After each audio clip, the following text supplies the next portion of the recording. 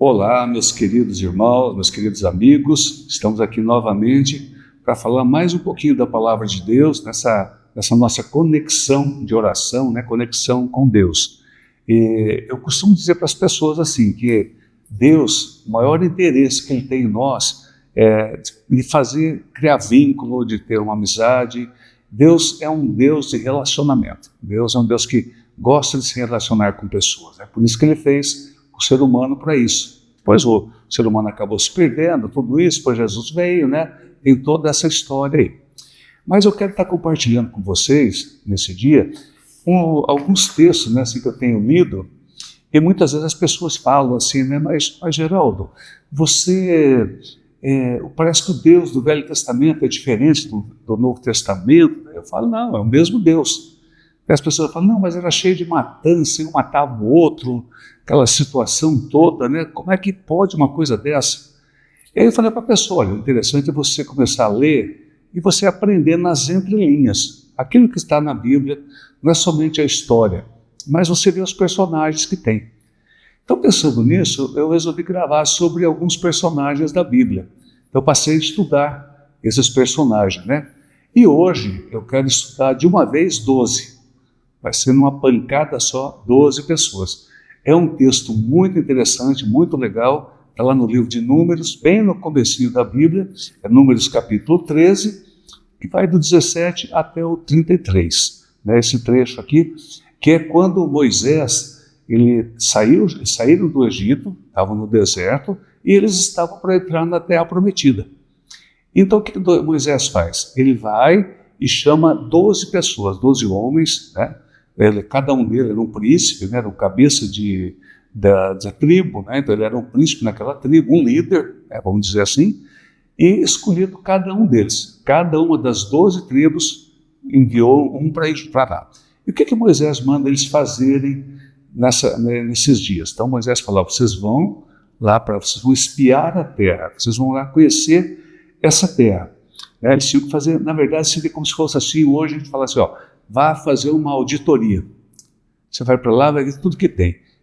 Como que são as pessoas, o que se planta, o que se colhe, se tem casa, se não tem, se tem lavoura, não tem, se tem gado, como que são as cidades. Então assim, era para eles fazerem um relatório, andarem em toda aquela região e depois voltarem trazendo um relatório para Moisés. Então, o princípio era esse.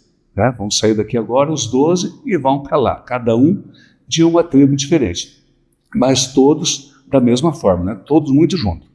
Aí lá no verso 17, eles falam do que eles foram lá fazer. E daí, quando chega no verso 27, eles vêm apresentar o relatório deles. Só que aí tem um pequeno problema. Formou-se 2 grupos, basicamente. 10 daqueles príncipes que falavam uma coisa e os outros 2 entendiam diferente. Mas como assim, Como é que pode? Se estavam os 12 juntos, os 12 viram tudo junto, andaram toda aquela região e 10 falando de um jeito e 2 de outro. Olha que coisa interessante que acontece. Então, o que a gente vê nisso aqui? Olha só, no verso 28, eles falam assim, no verso 27 e no verso 28. 27. Eles relataram a Moisés dizendo, fomos à terra que nos enviaste, e verdadeiramente mana leite e mel, e este é o fruto dela. Então, assim, a primeira coisa, falando assim, olha, a terra é boa mesmo, a terra altamente produtiva, ela é ótima, ela é excelente. Aí, no verso 28, ele vem com mas, Porém, o que ele fala? Os que habitam nessa terra são poderosos, e as cidades muito grandes e fortificadas. E também vimos ali os filhos de Enaque. Então, olha o relatório que eles trazem, A terra era boa, o lugar era bom, se produzia muito, mas, no entanto, tinha ali um povo muito bravo, vamos dizer assim, Um povo grande, tinham gigantes, tinham pessoas, a cidade era muito fortificada, e eles, com esse olhar que eles fizeram, com esse relatório que eles apresentaram, eles ficaram com medo de ir para aquela terra. Então, a situação deles foi dessa aí. Eles olharam, viram daquela maneira. E aí a gente começa a notar que as coisas diferentes. Olha que interessante, Eles foram e olharam a terra, espiaram a terra, e viram a terra com seus olhos naturais. Né? Então eles viram assim com os olhos deles mesmos. Chegaram e viram, olha, é bonita a terra, mas vai dar muito problema. Esse povo não dá para brigar com eles, né? Então assim, eles viram com olhos naturais. Aí no verso 30, a gente vê o Caleb falando, que os outros dois eram Josué e Caleb.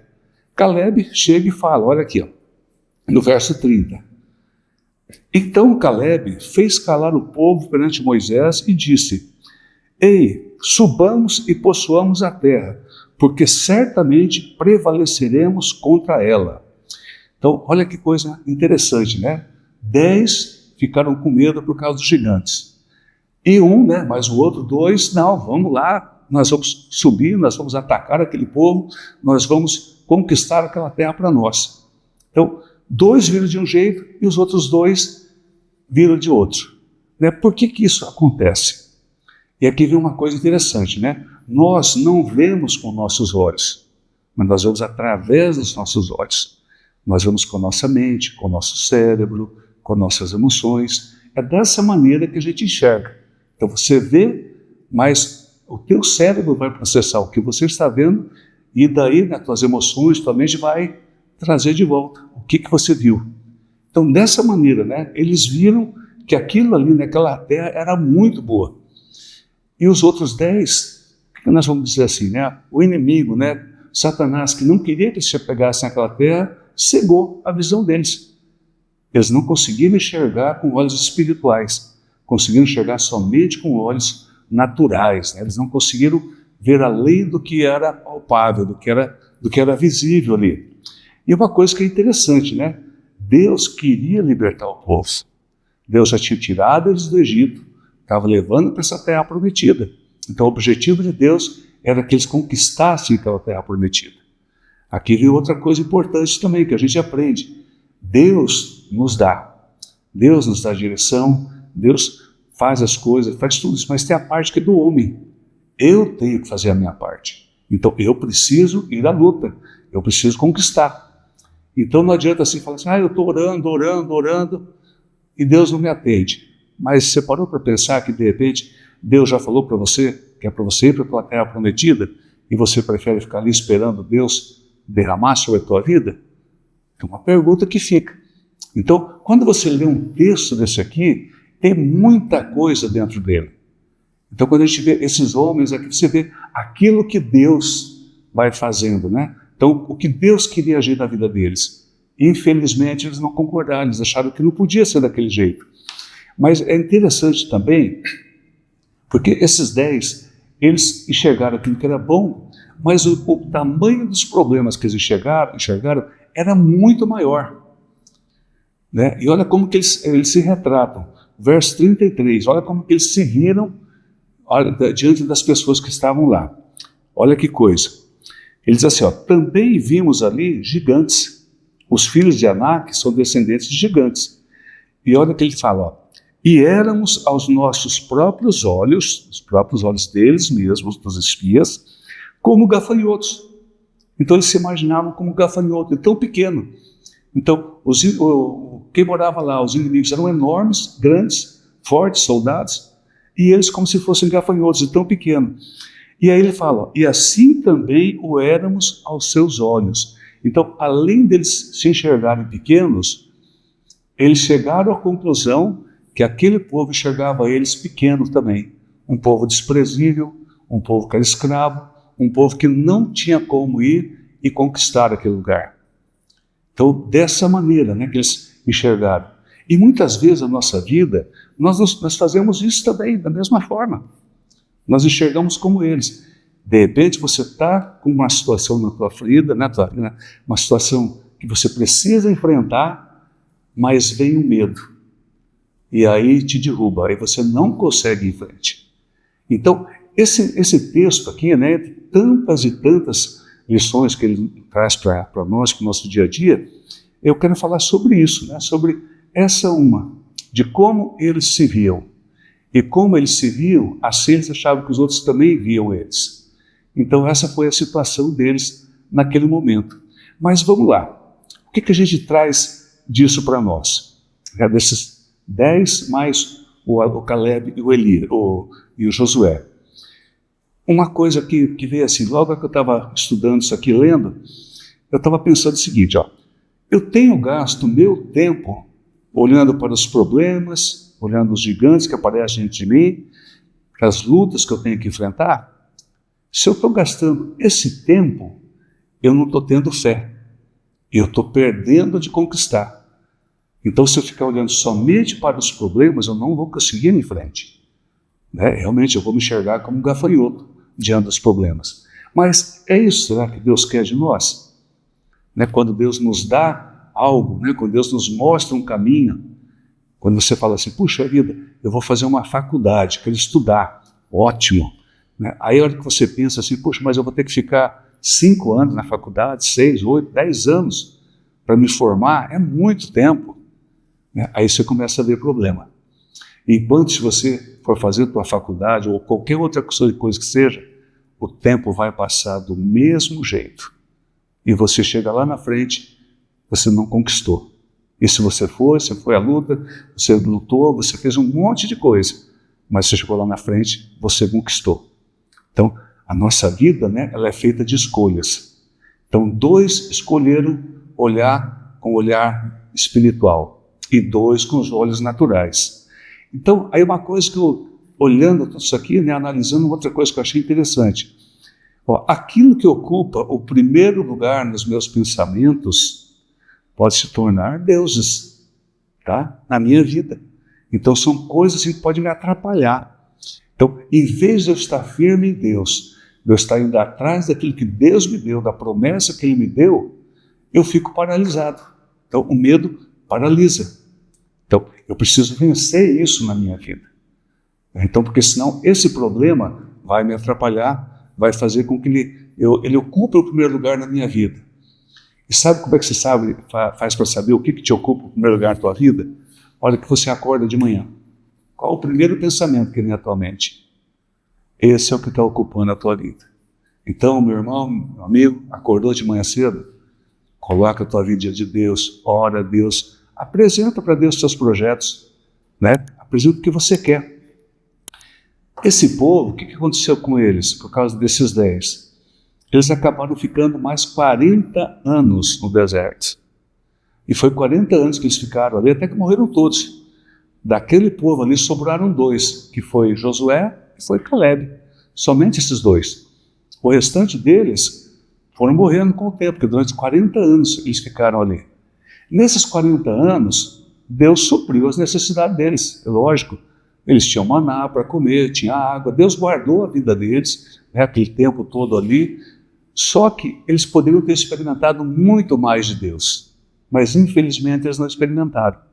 Por quê? Porque olharam para a circunstância e não olharam para Deus. Até uma coisa que eu notei aqui, Deus, Ele quer mudar a minha mente, a tua mente. Deus quer mudar o nosso pensamento, para que a gente seja igual a Josué e seja igual a Caleb. Então, nós precisamos disso na nossa vida. Então, quando você lê um texto da Bíblia, nesse texto aqui mesmo, eu estou falando apenas de um aspecto dele. Dá para abordar muita coisa aqui dentro desse texto. Mas o que eu achei assim, interessante foi isso, que Deus tinha tudo para eles, só que eles ficaram com medo, porque olharam a circunstância, olharam o tamanho dos inimigos, o trabalho que ia dar, e eles ficaram com a mente de escravo, ficaram no deserto durante 40 anos, Deus supriu as necessidades deles e foi uma vida mais tranquila, se é que posso dizer que no deserto é tranquilo, Mas assim, hoje a gente vê muitas pessoas que perdem grandes oportunidades que Deus dá para elas, ficam paralisadas, ficam paradas, se contentando com pouca coisa, quando Deus tem muito mais para a nossa vida. Amém? Eu quero deixar essa palavra para você, meu amigo, meu irmão, e quero orar com você agora, para que você realmente, se você está com esse pensamento na tua cabeça, se Deus te deu uma direção e você não consegue sair do lugar, você não consegue ir, para que Deus mude isso no teu coração, mude teu pensamento. Você possa buscar teu líder, teu pastor, aquele com quem você vai falar, alguém que vai te incentivar a ir à frente, para que você possa vencer aquilo que Deus tem para você. Amém? Vamos orar então? E como eu costumo dizer, toda vez que a gente vai orar, tudo começa quando você entrega a tua vida para Jesus. Se você ainda não fez isso, entregando a tua vida para Jesus, agora é o momento. Quando você entrega a tua vida para Jesus, você é aceito por Deus como filho. E o que acontece? O Espírito Santo vem habitar em você e Deus vai te trazer em direção. Amém? Vamos lá, fecha teus olhos, curva a tua cabeça e vamos orar. Senhor Deus, em nome de Jesus, Pai, eu coloco a vida dessa pessoa que está assistindo, coloco na tua presença agora, Pai, e peço a ti, Deus, que o Senhor, Deus, venha sobre a vida dele, Pai, que o Senhor, Pai, traga direção, Deus, e Senhor, se essa pessoa ainda não entregou a vida ao Senhor, Deus, que esse seja o momento de entregar a vida nas tuas mãos, declarando que Jesus Cristo é o Senhor sobre a vida dele, entregando completamente a vida, seus negócios, sua família, colocando tudo diante de Deus e recebendo o Senhor Jesus como Senhor e Salvador. Eu peço a ti, Deus, que o Espírito Santo venha tocar nessa vida e venha trazer direção em nome de Jesus. Amém. Amém, meu querido. Deus te abençoe, que teu dia seja uma bênção em nome de Jesus.